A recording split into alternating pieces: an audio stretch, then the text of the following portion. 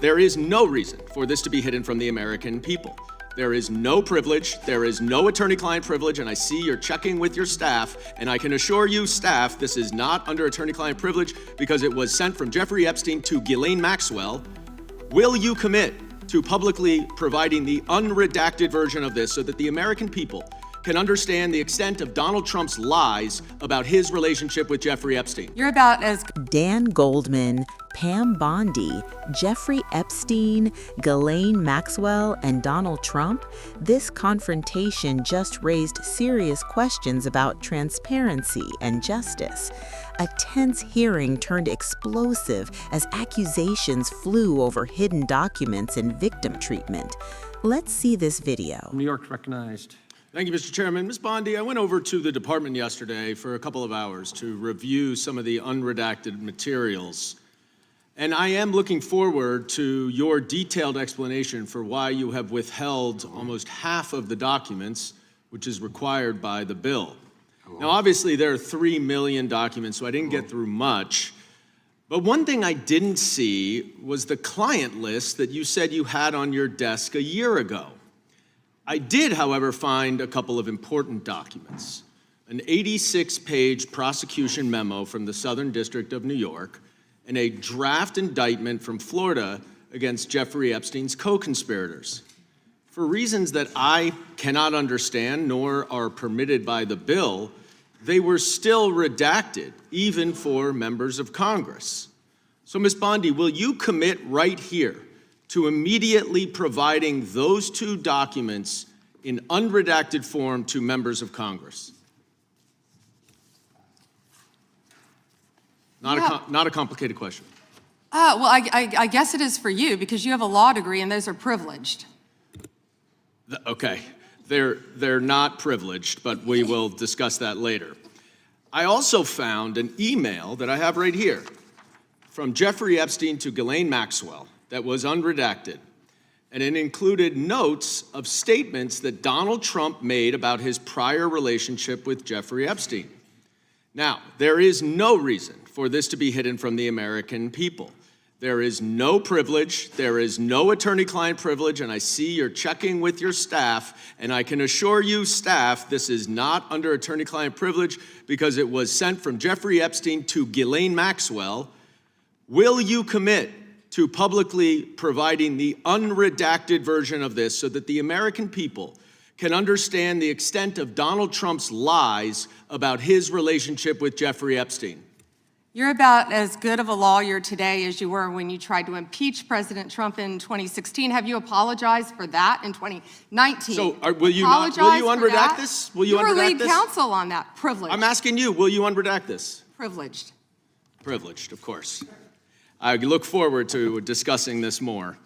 Now, these are obviously improper redactions. And let me stop for a minute. I'm talking. If they're not privileged, quiet. Don't yell at me. If they're not Mr. Chairman, would you stop the clock? This is on your time. It's not on Mr. Goldman. They're not Even though privileged, you used your improper redactions, you'll like my answer. to If we continue review to them and they're protect not privileged, Donald Time belongs to we the will member. be happy to release them. We'll after stop the review. clock. We'll stop the clock.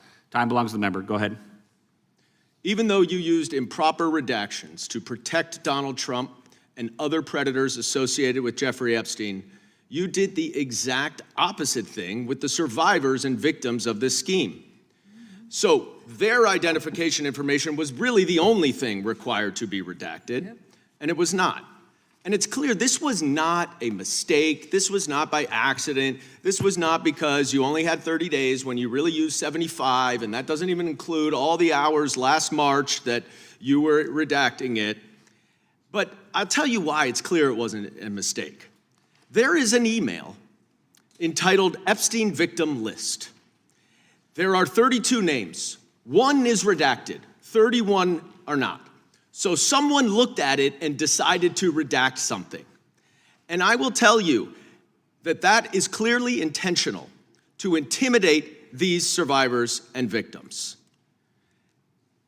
Now, in an interview last week... How will you tell me that's intentional? In an interview last week, Deputy Attorney General Todd Blanche... You can't go off script. ...said that any victim that wants to speak with the department has done so, hopefully. Well, thanks to the incredibly brave people sitting here behind you, we can actually ask them if that's true. Now, would the survivors and victims who are here please stand up one more time? Just by show of hands, how many of you or your loved ones actually have met with the Department of Justice and provided testimony and estimate and evidence? None. And of those of you who have not met, which is everyone, how many of you have reached out either individually or through a lawyer or representative to offer to provide testimony and evidence? All of them. And of those of you, all of you, who have reached out, how many of you were denied or ignored by the Department of Justice? All of them. And despite the shameful and despicable efforts by Ms. Bondi and her department to intimidate you, how many of you are still willing to speak to the Department of Justice? All of them. Well, Ms. Bondi, it looks like you have some more witnesses to talk to. Gentleman's time has expired. And I yield back. We will go to the good gentleman from North Carolina, Congressman Knott. Thank May you. I have a moment, Congressman? Yes, ma'am. Thank you. Here we go. Here's the photograph. This is why he wanted to repeat everything that had been said previously on Epstein. This is his state, New York. You probably don't even know who this is. Wahid Mohammed from Afghanistan. Yes, because I'm no longer a prosecutor. Convicted of assault. Wow, he represents New York. Wow, yet he doesn't care about the illegal aliens convicted of crimes. Assault and homicide. No longer a prosecutor, so he doesn't care about his constituents. Here we go. Arson, El Salvador, Miguel Palacios. Fermin Flores Ramales, Mexico, rape. Let's talk about the 70% of immigrants who are detained without a criminal conviction or arrest. Stop the clock. Stop the clock. Time belongs to Congressman Knott. What really matters here is not just the clash, but what it reveals. Why are key documents still being withheld? If leaders promise openness, shouldn't the public expect full disclosure? This situation highlights a deeper issue, trust in institutions. When information is kept back, people begin to question what else is being hidden. There's also a human side that cannot be ignored. The victims and survivors are at the center of this story. Are their voices being heard or pushed aside? When systems fail to protect or even listen, it sends a painful message. Justice is not only about laws, it is about how people are treated. At the same time, politics seems to be taking over the conversation. Instead of clear answers, the discussion shifted into blame and distraction.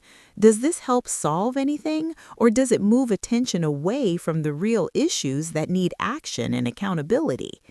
In my view, this moment should push for clarity, fairness, and respect for victims above all else.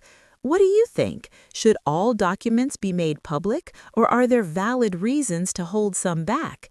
Share your thoughts below, and don't forget to like and subscribe for more clear and honest breakdowns.